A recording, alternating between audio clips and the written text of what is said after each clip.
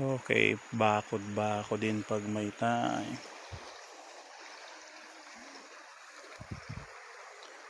Lower part. Yun yung subo natin, guys.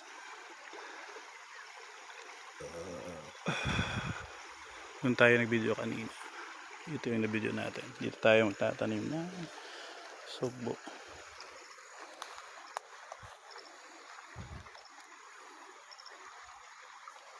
Yan. Maraming yan si kuya, dala-dala na yung subo. Few moments later. Okay guys, sa ibang kabilang dako ng mundo.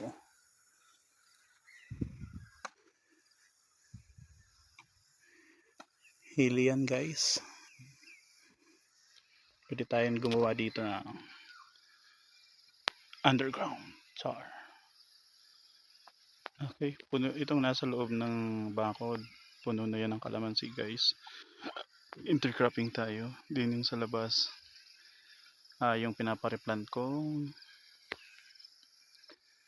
subo. Paikot yan dun. Gagawin namin. Paikot din yan dito sa labas. Itong bakod. Papunta dun sa dulo. And going up there. Again, sa tabi ng bakod. Okay, that's all. Few moments later. Other side guys. Hanggang dito yung sugbo natin. Tabing ilog. With matching acacia tree. Napatanim ko doon. Okay.